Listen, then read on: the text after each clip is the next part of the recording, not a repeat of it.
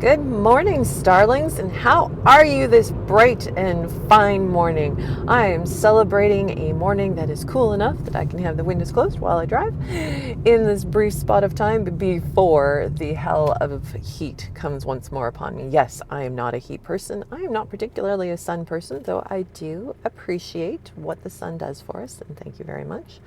Welcome, I am Vi, the Abysmal Witch. This is my perspective. I am, obviously a witch. If I'm an abysmal witch, I must be a witch, right? Right? Logic follows. Logic tracks. This is my perspective. I am not saying that this is all witches' perspectives. That would be an all witches' perspective podcast. This is simply mine and whatever it is that we happen to be talking about. And today, I want to talk about just. It's just the most dangerous thing, the most dangerous phrase. I mean, is it really? No, there are more dangerous phrases in the world, like, I'm going to kill you, could be considered a more dangerous phrase. But it's just is an insidious concept. It is something that we say to ourselves so often, so easily. We dismiss so much weight and future potential torture and burden by going, oh, it's just this, it's just that. It just says this thing is small. This is small, this is no big deal, it has barely any weight. It's fine because it's teeny, it's wee.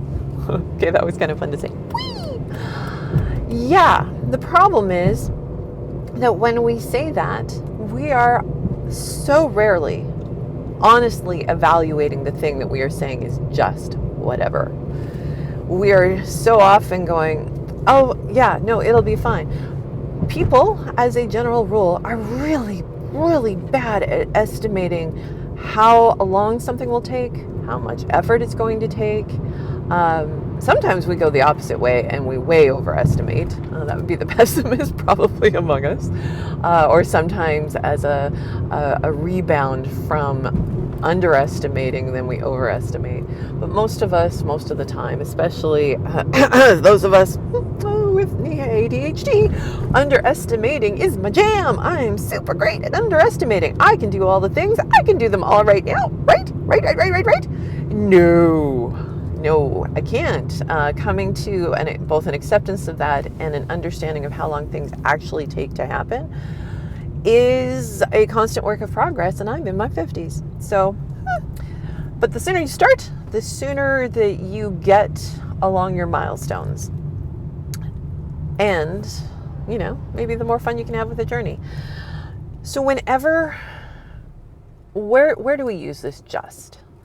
I think we use it in activities, engagement, in tasks. We also use it with things that we buy, believe it or not. Things that we buy are a just, because everything that we put into our lives, whether they are physical items, intention items, activity items, relationships, every one of those things is something for us to engage with and thereby use resources with. Now, sometimes the things that we're engaging with, the resources they give back to us, more than make up for what we have to give out in order for it to have that interaction. Like so often, the effort I put into work, which is I'm really actually enjoying my job right now. New job as of January. Good times. There is a lot of effort that goes into it, and I get paid well, and I have some nice perks. I have a great view at my office, like almost rather embarrassingly so good, truly, which I do not spend enough time enjoying due to the whole work thing.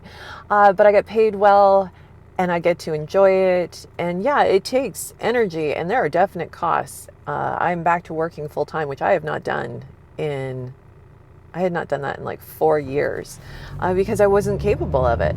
I did not have the internal resiliency and resources to handle full time, but here I am now doing it.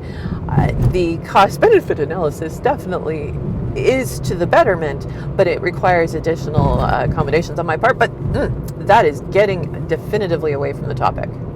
Well, at least side tangentially do it. there are other things, often promises, and I think this is common for many people, is when doing something for someone else that isn't intrinsically interesting or that we find worthwhile ourselves, but like, oh yeah, oh, sure, I'll do that for you. When the benefit isn't coming back the same, because it's not really for us, we don't really want to do it, and if we don't have a lot of resources, the cost of doing that thing is out of proportion, and we end up in a deficit going into it. Also, kind of a way to look at relationships, quite honestly. What are you getting out? What are you putting in? Is this like, ideally, what comes out of the relationship should be more for anyone in the relationship than what they are individually putting out, because of that I'm trying to think, there's a good word for it, but it's not coming. The holistic, Gnosticism, it's not it. We're going to let that go. Just the whole sum of the sum is greater, the whole is greater than the sum of the parts. Yes, the whole is greater than the sum of the parts. It's that concept. And that it should be feeding us. So, putting that aside for the moment, but just kind of, something to kind of evaluate in life generally is what is the cost? What is the resource cost, and what is the return on my investment? Not in a really harsh way, but in a way to determine, is this something that ultimately is, healthy for me or worth it enough for me to do it, or to let it go?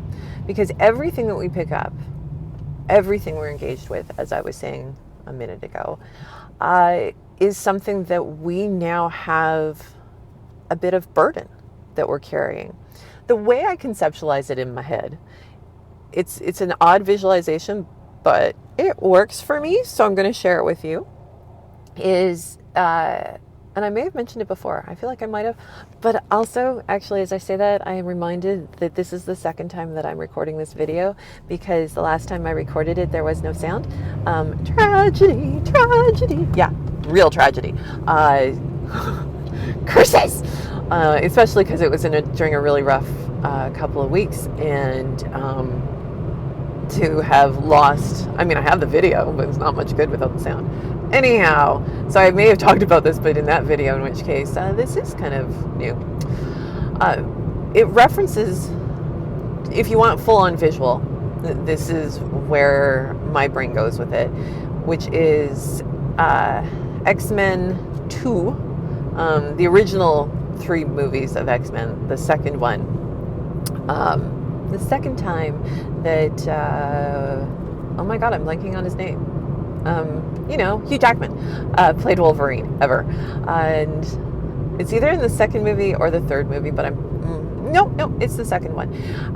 Jean Grey and Scott are out at some lake, Alkali Lake, I think it is. Oh my God. Brain and trivia. Hello. And bad things happen, and when the other X-Men go and check out the place, it's all very foggy, and there are all these rocks, because it's at a lake area. It had all, it kind of reminds me, honestly, river rocks. There's small ones and there's big ones, all these different sizes of rocks, and they're floating in the air, not statically, but kind of in that, they've lifted up and they came to a stillness, and now they're just kind of slowly drifting in the quiet milieu of the wind, or the air currents at the time.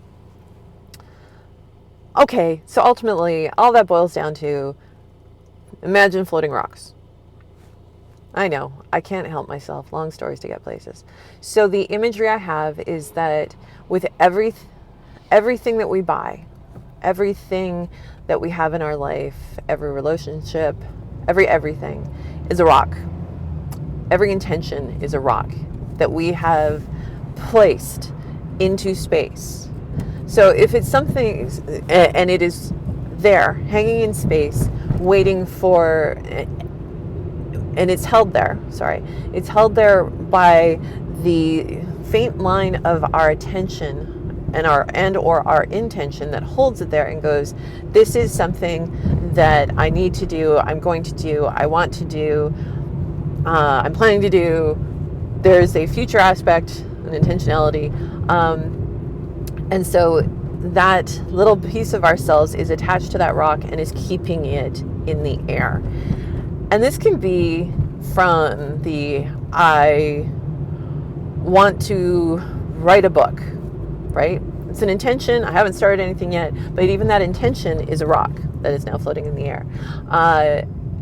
Are the dishes that we own, everything that we own, but I'll just stick with dishes. So the run-of-the-mill dishes are all little rocks. Maybe they're all gathered into one because we will use the dishes. You know, they're worthwhile. They're in regular use. They go up, they go down. But they are, we need to clean them. We use them, we clean them. We use them, we clean them. If we have dishes, like maybe you have china that you've inherited and you never use it, or you use it very rarely, well, you still have to, it still takes up space, which is its own little floaty bit, because it has your visual, unless you're blind, but then probably tactile every once in a while. It takes up space in your home, so it takes up a space in your attention. And there are some activities, ideally maybe, that happen, like cleaning, dusting kind of stuff. So all of those are those rocks. When we buy something and we bring it into our home, if it's for a project, well, buying the thing takes us further through the project, yes, but that project itself could be like this massive rock that is floating in the air. And if we keep buying, as somebody, by the way, I am a crafter, so when I say I talk about buying things to do things, oh, lo to the heavens have I the things. And what I realized, having a core set that is like when I want to work on you, I will have what I need to work on, can be like, it's in a low orbit flight kind of thing. It's on a low simmer. It's still taking up space, but it's not in active use. It's in a cupboard, tucked away. But there is still an intentionality that someday I will likely engage with that. What I've had to learn over the years is that I needed to let go of even crafts, hobbies, for example, that I have done in the past. I love pottery. Pottery, throwing on the wheel, super fun, super cool. I do not have the time. For a while there, for quite a while, I did not have the physicality to be able to do it because it's a very asymmetrical body workout, if you will, and asymmetrical stuff in my body were not getting along at all. Not this week either, such is life. But I had all of the tools, and the nice tool, I had all the stuff. And of course, why get rid of it? I might do it again someday. Well, the might do it again someday then becomes this weight that sits in the soul. It is this thread of my potential intention and attention still holding the weight of that item in the space. And you can imagine, the more that you're holding up, the more effort that takes, the more it costs us just to even have the intentions sitting there. And they get crowded, and it's just overwhelming. The best things that we can do when feeling overwhelmed is put some of those down. Some of them, like putting them to that low, gentle simmer, can be a way to do it, of like putting it all away, storage. But even storage becomes its problem. Letting things go is where it's at.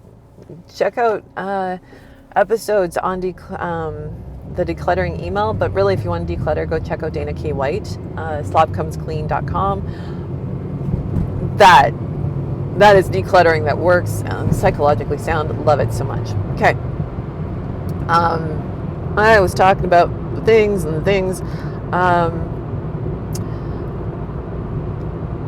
Another component of why it's just becomes a dangerous thing is, like, if we buy, you're out at the store and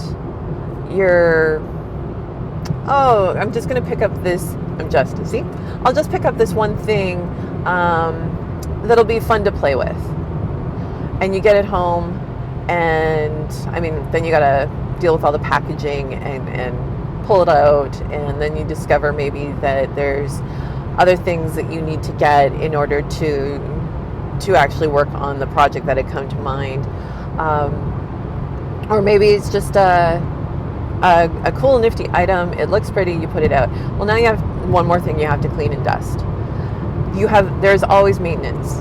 So whenever we're doing something, whenever there's a new thing, and not just things, but a new habit or practice that we want to bring into our life, first we have to learn how to do it. So it's never just, I'll just start getting up at 5 in the morning or 4:30 in the morning. Actually, that one, I mean, it was kind of just. I just switched that one flip. I just flipped that one switch. There we go. Switch the one flip.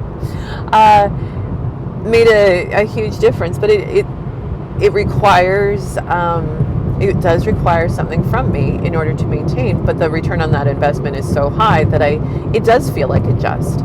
But too often the return on investment is not in our favor, and so it becomes not a just, but oh boy. Because I'll just do the thing. I'll just start exercising. Okay, well, I now need to, am I doing a gym membership? I have to figure out what I'm going to do. Do I need any special equipment? Do I have proper clothing for doing what I want to do? Do I need running shoes? Do I need a trainer? Am I going to be watching videos? Like, there's all of this decision making and learning that has to happen. So it's not just. After that, you now then have to put it all into practice. If you're going to do it, you have to put it into practice. So you're learning and making a whole bunch of decisions. You're setting it up. So if you decided that you would do a stationary bike at home, then you've had to do the research to buy a stationary bike, and now you have to get the stationary bike and you have to set it up, which may mean reorganizing the room that it's going into in order to make space for it. You have to reorganize your life and time and schedule to figure out when you're going to actually do that exercise. So all of that happens before you're even getting on the bike, right? So that is not just, that is a lot of work. And then, okay, you got through that part. Now all you have to do, you just ride the bike. Okay, yeah. And you have to keep doing it. It's not a one-time thing. You have the maintenance of all of these things. So maybe that big rock of setting up has morphed down to a smaller rock that is much easier to maintain, but it's still maintained.